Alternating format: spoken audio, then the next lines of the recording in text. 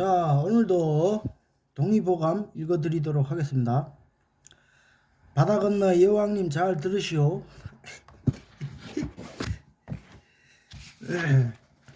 통즉 불통. 마음이 응어리져서 불통이면 가슴이 아프다. 신경통이나 류머티즘처럼 골칫거리가 없다.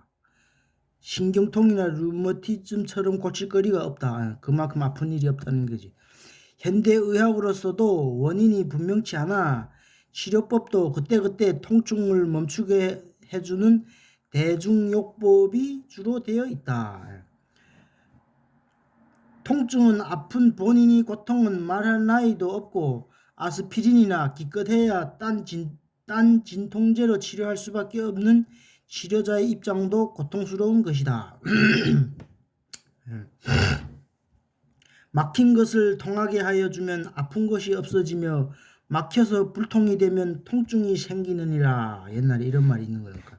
막힌 것을 통하게 해주면 아픈 것이 없어지며 막혀서 불통이 되면 통증이 생긴다는 거니까. 마음에 응어리져서 불통이면 가슴이 아프다는 거예요. 그러니까. 저번에처럼 마음에 응어리진 일이 있으면 그때그때 풀라는 거예요. 특히 여자들이 마음에 엉어리진 걸 오래 쌓아두면 이제 유방암이 생기는 것처럼. 통과 통이 모두 음이 통으로 되어 있어 통하지 않으면 통증이 생기고 통해주면 통증이 없어진다는 표현은 멋진 표현인 동시에 그렇게도 통증의 본질을 정확하게 갈파할 수가 없으리라 생각된다. 그러니까 통과 통이니까 아픈 것과 아플 통에 통과될 통이라는 거예요. 아플 통에 통과될 통. 이게 통하지 않으면 통하지 않으면 통증이 아프다는 거예요. 그러니까 머리 혈맥이 원활하게 통하지 못하여 빈혈이 되거나 충혈이 되면 두통이 생기고 창자가 불통이면 복통이 생기고 마음이 응어리져서 불통이면 가슴이 아프게 마련이다. 머리에 피가 안 통하면 빈혈이 생기고 충혈이 되면 두통이 생기고 창자가 또 불통이면 소화가 안 되고 불통이면 복통이 생기고 마음에 응어리져서 불통이면 통하지 않으면 가슴이 또 아프기 마련이라는 거예요. 현대의학에서도 신경통이 피로물질인 젖산 또는 노폐물인 요산 등이 배설되지 못할 때 생기는 것이기 때문에 신진대사를 활발하게 하여서 소변 또는 땀 등으로 배출시키면 통증을 멈출 수 있다고 되어 있다. 요즘에도 그러니까 신경통은 이제 피로물질인 젖산이라는 게 우리 몸에서 나오는데 그 젖산하고 노폐물인 요산은 그러니까 똥이 배설을 못돼 똥이라는 거지. 그러니까 요산이라는 거 배설되지 못할 때 생기는 것이기 때문에 신진대사를 활발하게 하여 소변 또는 땀 등으로 배출시키면 통증을 멈출 수 있다고 되어 있다. 그러니까 신경통이라는 게 그런 병이니까 통하지 않아서 그런 거예요. 웬만한 신경통은 운동이나 뜨거운 모욕 또는 한증 등으로 땀을 흘리면 낫게 되고 잘 주물러서 혈액순환을 좋게 하여 주어도 근육이 아픔이 먹고 시원하게 되는 것은 흔히 경험하는 바이다. 잘 안되면 혈액순환을 좋게 해주고 따뜻한 목욕을 하거나 운동을 하거나 하면 또 풀린다는 거예요. 신경통. 요새 놀라운 약의 발달로 통증을 대번에 멈추게 하는 진통제가 많이 개발되어 있는 것은 기쁜 일이지만 통증의 원인을 따져서 근본 치료를 하는 것이 아니라 임시 변통으로 아픔만 일시적으로 멈추게 하는 것이 어찌 원인요법이라 할 수 있겠는가. 잘못하면 진통제 중독자만 늘어나게 마련이다. 진통제는 충치라든가 수술 후의 통증처럼 원인이 분명한 경우에는 함부로 사용하는 것을 삼가야 한다. 요즘 나오는 진통제도 이게 그냥 대충 그냥 잠시 아픈 것만 멈추게 할 뿐이지 장기적으로 고치지 못한다는 거니까. 그러니까 웬만하면 이게 진통제도 함부로 쓰면 안 된다는 거니까. 아픈데 그냥 또 떼고 아픈 데만 치료하려고 진통제 약을 먹어서는 안 된다는 거니까. 기본 원인을 그러니까 찾아갖고 해결해야 된다는 거니까. 그 뜻이에요. 시부 후빈 의학과 철학은 함께해야 한다. 의학하고 철학도 이게 포함된다는 거니까. 의사는 육체의 병만 고치는 것이 아니라 마음의 병도 헤아려서 병의 원인을 밝혀낼 수 있어야 한다. 동서양을 막론하고 의학과 철학은 같이 있었으며 의유일체라고 하여 훌륭한 의학자가 되려면 유학 정신이 투철하여야 하고, 옛날 유럽에서도 의학 공부를 하려면 제도적으로 먼저 신학을 마스터한 후에 하게 되어 있다. 신학도 배워야 된다는 거예요.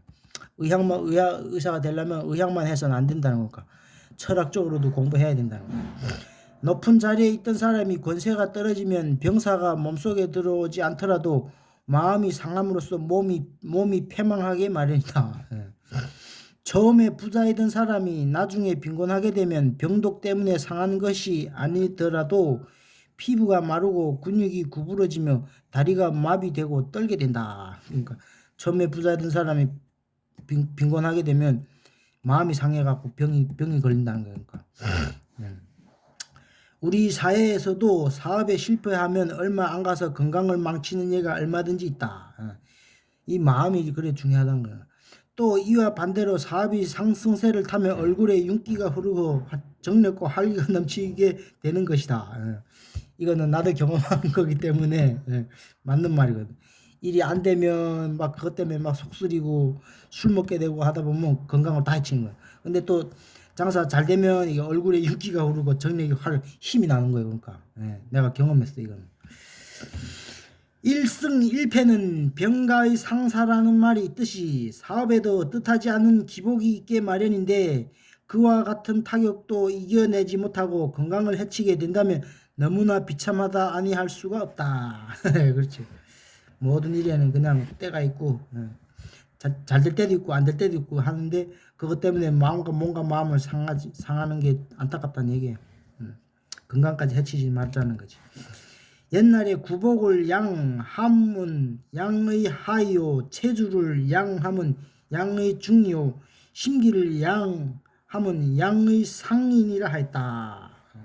무슨 말인지 내가 잘 모르겠는데 어쨌든 마음에 이게 심지가 제일 중요하다는 거예요. 그러니까.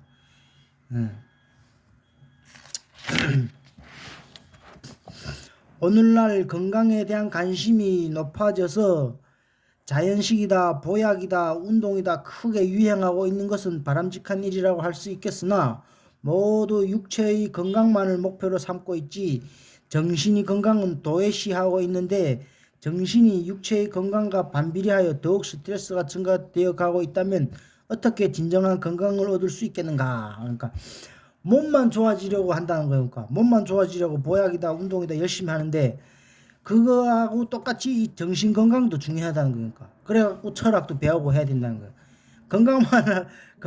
전체적으로 건강하려면 일단 정신도 건강해져야 된다는 거니까. 정신이 건강은 그러니까 요즘 사람 도외시 한다는 거예요. 등한시 한다는 거지. 그러니까 정신이 육체의 건강과 반비례하여 더욱 스트레스가 증가되고 있다는 거예요. 그러니까 몸은 건강한데 정신이 엄청 스트레스 받는 거예요. 그러면 그게 아무런 소용없다는 거예요. 그러니까 정신적 건강도 중요하다는 거예요. 그래갖고 요즘 뭐 요가를 한다든가 무슨 절에 가서 수행한다든가 정신 건강을 위해서 그런 것도 요즘 많이 생긴단 말이에요. 몸만 건강하다고 보약 먹어서는 안 된다는 거예요. 양간약 자전자, 간장은 생명의 중추기관. 인체의 오장육부 중에서 가장 중요한 기관이 간장이다. 간이라는 건가. 체중의 약 50분의 1을 차지하는 무게를 지니고 있으며 영양분의 저장, 유해물질의 해독, 담즙 분비에 의한 소화작용 및 적혈구의 신진대사 역할을 하는 생명중추이다. 간장을 떼내면 이틀이 못 가서 죽게 된다. 간이 그렇게 중요하다는 거예요. 이 간이 우리 몸에서 장기 중에서 오장육부 중에서 제일 중요하고 제일 크단 말이 간이가 차지하는 위치가. 간이가 이게 그리고 내 듣기로는 이 간이가 우리 몸에서 경찰 역할을 한다 그러더라고. 모든 음식에 들어오는 거 독이 들어오는지 좋은 게 들어오는지 이거를 관장한다는 거니까 관이. 그만큼 간장이 사람 간이 제일 중요하다는 거예요. 사람 몸에서. 그 간장을 떼내면 이틀 못 가서 죽게 된다는 거예요. 옛 사람들도 이와 같은 중요성을 인식하고 있었기 때문에 중요하다는 표현을 간요라고 하는가 하면 간보가 국다는 대담하다는 표현으로 사람의 활동량을 나타내기도 한다. 대담하다는 뜻에도 담자가 이게 간자가 속하는 거니까. 요새 건강에 관심이 있는 모든 사람이 특히 술꾼들이 간에 대해서 관심이 큰 것은 다행한 일이다. 간 기능이 약해지며 원기가 쇠약하고 만사의 투지가 상실되기 때문에 간을 장군지간이라고도 한다. 장군지간, 간이 그렇게 간 기능을 보호해주며 간을 튼튼하게 해주는 생약이 없을까 하는 질문을 많이 받는다. 동의보감의 간장편을 보면 간에 좋은 단방약이 몇 가지 나와 있는 가운데 차전자가 있다. 차전자는 시골에 차전자라는 약초가 있어요. 간을 좋게 하는 데가. 이 차전자라는 약인데, 차전자는 시골에 달구지 다니는 길가에서 흔히 볼 수 있는 질경의 풀의 씨를 말한다. 이게 내 차전자라는 게 그러니까 잔디 같은 풀에서 자라는 거 씨처럼 되어 있는데, 어쨌든 시골에는 옛날에는 흐렸는데 지금은 어쩐지 모르겠는데 어쨌든 차전자라는 게 있대요. 간에 좋다는. 그러니까 이걸 질경이 풀의 씨를 말하는 씨가 있단 말이에요. 풀씨지. 그러니까 달여서 마시면 간장제도 되고 설사를 멈추고 이뇨제로 좋다고 하여 어렸을 때 길가에서 씨를 채집하던 생각이 난다. 요새 현대의학으로 연구한 것에 의하면 강간작용이 있다는 것이 알려지고 있어 옛말이 맞는 것이 증명되는 셈이다. 옛날에도 이렇게 써있는 게, 차전자는 간을 튼튼하게 하며 가루로 만들어 복용하여도 좋고 볶아서 달여 마셔도 좋다. 연한 잎사귀는 국을 끓여 먹어도 좋다. 그러니까 차전자라는 게 옛날에 시골길에 엄청 흔했던 건데, 이 풀이 그렇게 간에 좋다는 거예요. 씨도 먹고 하고. 요새 B형 바이러스성 간염이 우리나라에서 크게 문제가 되고 있다. 보통 때 심신을 과로하게 말고 저항력을 길러서 감염되지 않도록 하는 것이 무엇보다도 필요한데, 차전자 성분에는 간에 해로운 독성분이 없고 오히려 양간을 한다니 차처럼 다려 마시면 좋을 것이다. 차전자가 좋은 거예요. 차전자가 이게 파는 것도 있긴 있더라. 근데 뭐 어디 내 시장에서 한번 물어볼까, 약초 파는 거 매대 가서 물어볼까, 뭐 인도에서 왔다나 어쩐다 뭐 그러더라. 차전자 국산이 좋은데 원래. 어쨌든 그 차전자가 이렇게 간에 좋대. 그리고 한 장만 더 읽고. 안병소인, 건강이 좋아야 눈도 맑게 빛난다. 사람이 늙는 징조가 어디에서 제일 먼저 나타나는가 하면 시력이라고 되어 있다. 건강한 늙는 징조가 40 시력하고 제일 연관돼 있다. 40이 지나면 장글씨 보는데 눈과 글자와의 거리를 멀리 띄어놓아야 하는 현상이 나타난다. 사람의 원기, 그중에서 특히 간 기능과 정력 및 시력이 밀접한 관계가 있는 것으로 되어 있다. 눈병이 생기는 원인을 나열하고 있는데 그중에서 몇 가지를 골라보자. 5가지 매운 것이 생식, 밤에 장글씨 읽기, 연기 작한 곳에 오래 있기, 도박하느라고 밤 새우기, 지나친 음주, 울어서 눈물이 많이 흘리기, 섹스를 지나치게 하였을 때, 해나 달을 자주 쳐다보기, 찬바람을 무릅쓰고 나다니기. 이렇게 되면 저기 눈병이 생기는 원인이 된다는 거예요. 5가지. 그러니까 매운 것을 5가지 매운 것의 생식.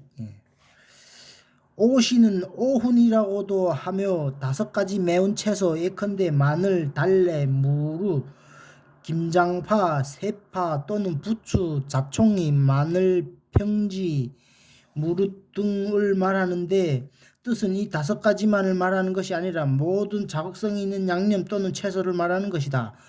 우리 생활에서는 마늘을 지나치게 믿어 먹을수록 건강이나 정력에 좋다고 많이 먹는데, 하루에 조그마한 쪼갠 것을 두세 개 정도가 적당하며 과식하면 시신경을 약하게 하고 빈혈이 된다. 매운맛 너무 강한 매운맛을 먹어도 안 좋다는 거니까 간에 안 좋다는 거야. 일단 간이 안 좋아지면 눈도 안 좋아진다는 거야. 마늘도 하루에 두세 쪽이면 된다는 거지. 그러니까 나이 먹으면 한 두 쪽 주면 되지.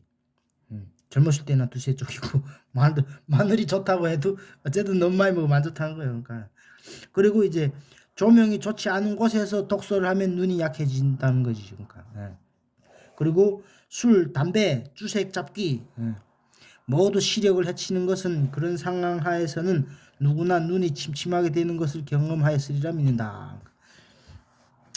겨울에 눈보라를 맞으며 등산 또는 사냥을 하는 것은 장쾌하여 좋지만 혈기왕성한 청장년들이나 할 일이지 중년 이후가 되면 조심하여 몸을 아껴야 한다. 눈을 마음의 창문이라 하지만 눈은 건강의 바로미터라고 할 수 있다. 명모 맑은 눈동자가 미인이 조건이지만 건강이 넘쳐야 눈도 맑게 빛나게 마련인 것이다. 눈도 몸이 건강해야 눈도 맑다는 거예요.